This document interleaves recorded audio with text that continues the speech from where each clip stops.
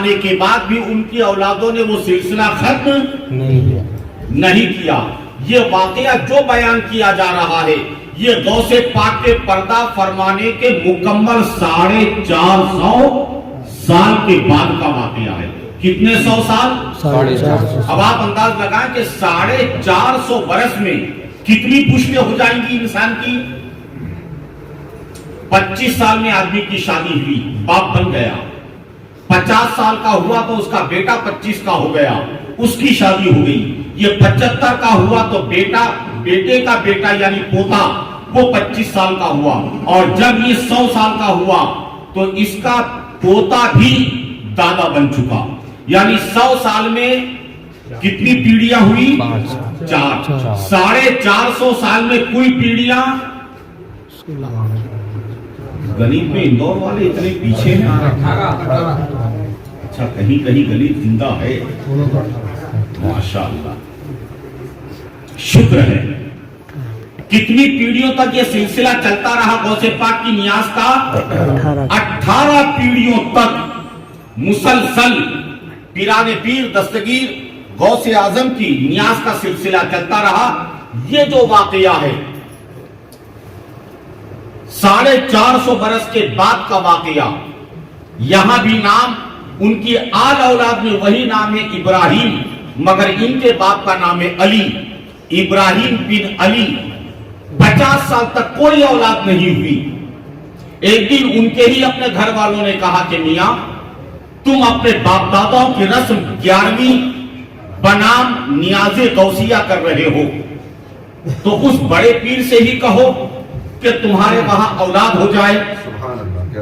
انہوں نے بارگاہ غوثیت میں فریاد کی. پیران پیر نے خواب میں بشارت دی کہ تیرے گھر کے سامنے جو گلاب کا پھول ہے وہ گلاب کا پھول کھا کر سو جانا، خدا تیرے گھر اولاد عطا فرمائے گا. دوسرے دن انہوں نے گلاب کا پھول کھایا اور اللہ تعالیٰ نے اسی رات انہیں خوشی کی خبر سنائی. 9 مہینے کے بعد اللہ تعالیٰ نے انہیں بیٹا عطا فرمایا. تب ان کی عمر کتنی ہو گئی؟ 51 سال. ایک 50 سال کی عمر میں انہوں نے فریاد کی. 1 سال کے بعد بیٹا پیدا ہوا 51 سال کی عمر. اور جب بیٹا 9 سال کا ہو گیا تب ان کی عمر کیا ہوئی؟ ماشاءاللہ اب گنیت اچھا ہے آپ لوگوں کا. 60 سال کی عمر.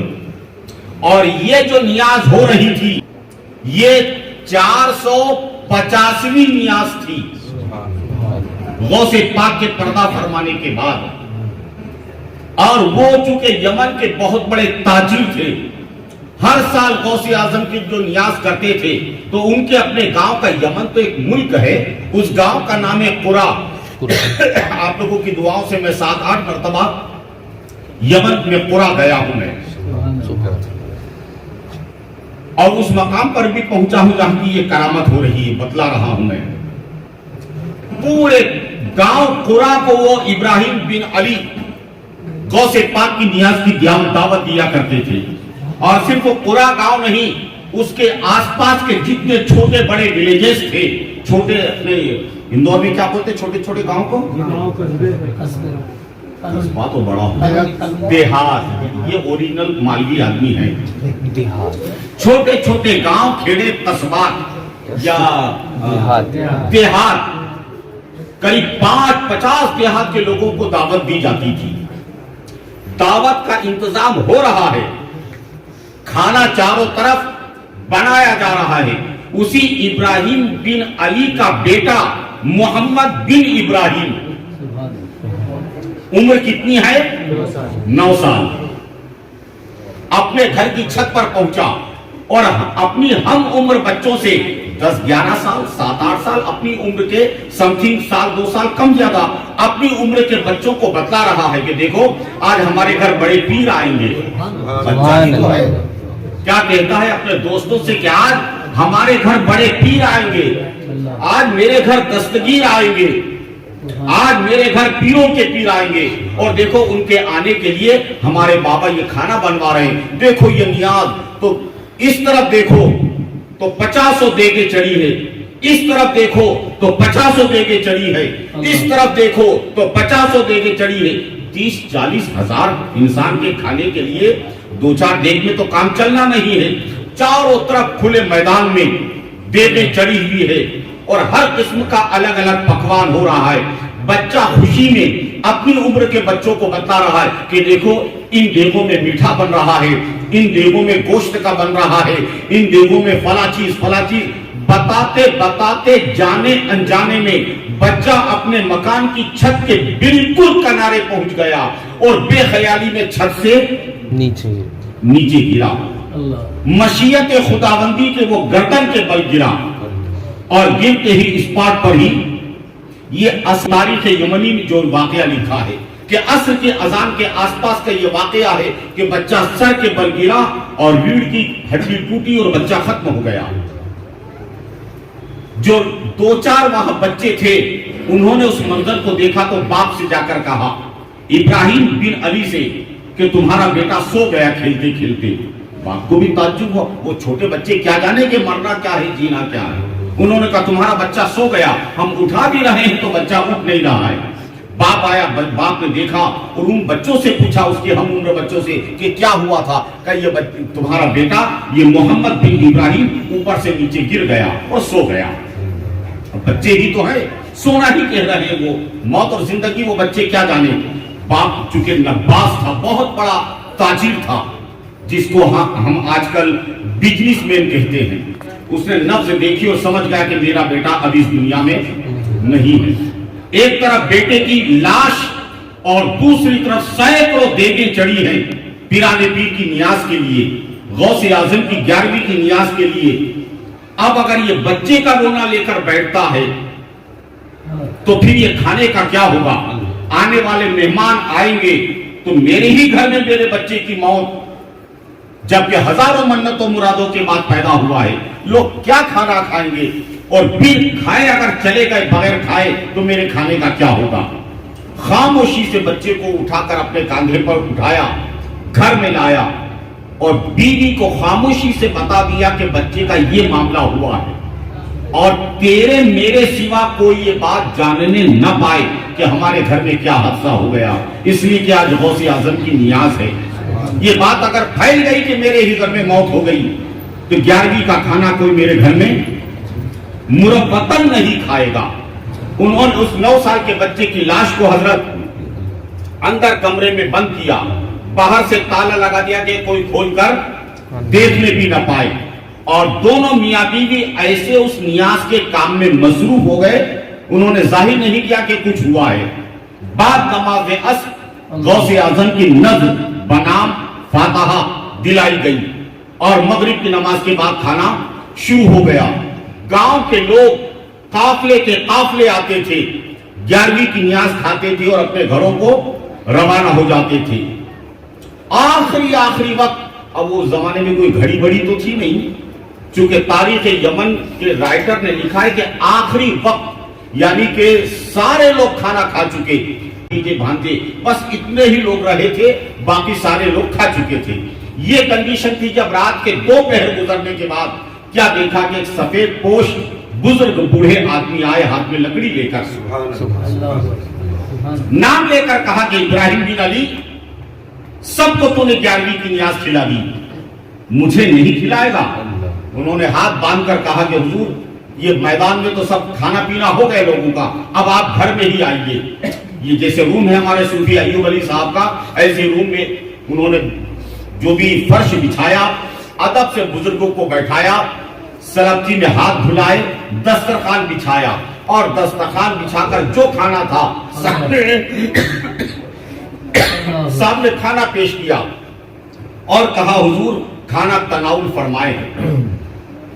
صوفی ایوب علی صاحب کے بلاوے پر حضرت شاہ شمس الدین قلندر کے عرس کی اس محفل میں آنے والوں دل کی تختی پر یہ واقعہ نوٹ کر کے اٹھو. یہ تقریر نہیں ہے, تقریریں تو میں 13 سال کی عمر سے کرتا رہا ہوں, 60 سال ہو گئے مجھے تقریر وقریر کا کوئی شوق نہیں. تم لوگ ایک پیغام یہاں سے لے کر نکلو کہ میرا پیر ہے کیا, تمہارا پیر ہے کیا, اور سارے پیروں کا پیر کیا مقام ہے. اللہ اکبر کبیرہ میرے غوث اعظم کا. ہاتھ دھلانے کے بعد दस्तरखान बिछाया, खाना लाकर रखा और मालिक मक्का ने बड़े अदब से कहा इब्राहिम बिन अली ने कि हुजूर खाना नोश फरमाए। वो आने वाला सफेद पोश बुजुर्ग कहने लगा कि इब्राहिम तेरा बेटा कहाँ है, तेरा बेटा कहाँ है? कहा हुजूर वो सोया है, आप खाना खा लीजिए। कहा नहीं, 2 साल से वो खाने लगा, 2 साल की उम्र से आज 7 साल हो गए, 7 साल से मैं आ रहा हूं और उसके साथ ही बैठकर खाता हूं। उसी के साथ खाऊंगा। हाथ जोड़कर कहा कि हुजूर बच्चा है, दिन भर खेला और खेलकर बच्चा कमरे में सो गया है, आप खाना खा लीजिए। कहा नहीं, जिसके साथ मैं हर साल खा रहा हूं 7 साल से, मैं उसी के साथ खाऊंगा। अब बाप परेशान कि अल्लाह इस आने वाले मेहमान को मैं क्या बताऊं कि क्या हुआ है। फिर भी उसने कहा कि हुजूर आप तो खा लीजिए। कहा नहीं, उसके बगैर नहीं खाऊंगा। और खड़े हो गए वो आने वाले बुजुर्ग। कहा नहीं इब्राहिम, जब तक तेरा बेटा नहीं आएगा तब तक मैं नहीं खाऊंगा। उसने अदब से कहा कि हुजूर बच्चा अंदर कमरे में सो रहा है। का सो रहा है, बताओ कहां तक लाया? का हुजूर इसी कमरे में सो रहा है। का दरवाजा खोलो। का हुजूर चाबी कहीं रख दी है। चाबी कहीं रख के भूल गया कि वो चाबी कहां है, ताला लगा हुआ है। और इब्राहिम बिन अली ने इसलिए ताला लगा दिया था कि कोई मेरी पीठ के पीछे घूमकर कमरे में न चला जाए, उसे मालूम न पड़ जाए कि बच्चा मर गया है। का हुजूर वो चाबी न जाने कहां है। कुर्बान जाओ रे इंदौर वालों, मेरे पीर ने नजर उठाई, ताला टूट के जमीन पर गिर गया। लगी हुई लोहे की जंजीर खुद ब खुद नीचे हो गई और दरवाजे के दोनों पट खुल गए। आने वाला बुजुर्ग आगे, इब्राहिम पीछे, इब्राहिम की बीवी पीछे। का हुजूर देखिए बच्चा सो रहा है। वो आने वाले बुजुर्ग ने सोए हुए बच्चे, जो इब्राहिम का बेटा जिसका नाम मोहम्मद था, मोहम्मद इब्राहिम 9 साल का बच्चा, उसका हाथ पकड़ा और फरमाया कि मोहम्मद बिन इब्राहिम तू 7 साल से मेरे साथ खाना खा रहा है, क्या आज मैं यूं ही चला जाऊं, मेरे साथ तू खाना नहीं खाएगा? ये कहकर पीराने पीर ने जैसे हाथ पकड़ा, बच्चा अल्हम्दुलिल्लाह खड़ा हो गया। का चल मेरे साथ खाना खा। बुजुर्ग उसे अपने साथ लेकर आए। चारों तरफ हाहाकार मच गया कि बच्चा अब तक था, कल 2 मियां बीवी के अलावा किसी को मालूम नहीं। अब सब हैरत ज़दा जो रिश्तेदार जो बाकी खाने वाले रहते थे कि ये क्या हुआ, क्या हुआ, अब तक गया कहां था, ये बच्चा मोहम्मद गया कहां था, ये बच्चा मोहम्मद गया कहां था, ये कौन बाबा आए हैं, इन बाबा ने बच्चे को बाहर निकाल लिया। इस हाहू में उस आने वाले बुजुर्ग ने इब्राहिम बिन अली के बेटे को दस्तरखान पर बैठाया और लोग ये हैरत ही कर रहे। उस हैरत में उस बच्चे को बैठाकर ये बुजुर्ग आगे बढ़े तो किसी ने तवज्जो इसलिए नहीं दी कि लोग हैरत ज़दा थे ना कि ये बच्चा अब तक कहां गया था। और उसके बाद जब देख रहे कि वो बुजुर्ग कहां गए, पूरे गांव गोरा में ढूंढ डाला मगर वो बुजुर्ग नजर नहीं आए। उसी जमाने में उसी वक्त एक बुजुर्ग वहां और साहिब विलायत थे जो बाहयात थे, और यही किताब के लिखने वाले बुजुर्ग हजरत बुरहानुद्दीन यमनी ही यही बुजुर्ग हैं। वो कहते हैं कि उधर लोग ढूंढ रहे थे कि वो बुजुर्ग कहां गए, और वो जो बुजुर्ग थे उन्होंने ये बुजुर्ग हजरत किताब के लिखने वाले राइटर हजरत बुरहानुद्दीन यमनी से कहा कि वो इब्राहिम बिन अली से कह दे कि मैं अब्दुल कादिर जिलानी हूं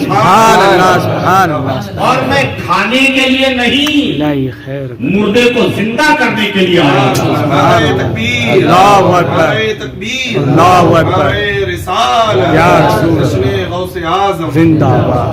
गौसे आजम अपने वफादारों का कितना ख्याल रखते हैं, लोगों अपने चाहने वालों का कितना ख्याल रखते हैं। गौसे आजम अपने मानने वालों का कितना ख्याल रखते हैं। तो अंदाज लगाओ, मैं नहीं बोलता, खुदा ने तुम्हें अक्ल दी है। जब मेरा पीर तुम्हारा इतना ख्याल यहाँ रख रहा है तो क्या पीराने पीर वहां ख्याल नहीं रखेंगे? इसलिए 11वीं करते रहो, गौसे पाक की नियाज दिलाते रहो, अल्लाह के वलियों से टच रहो, اللہ کے ولیوں سے نسبت قائم رکھو.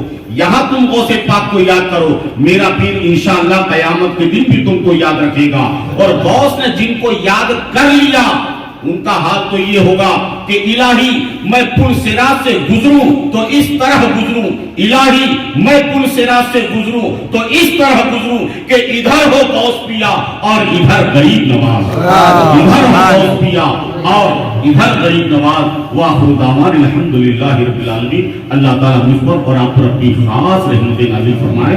السلام علیکم.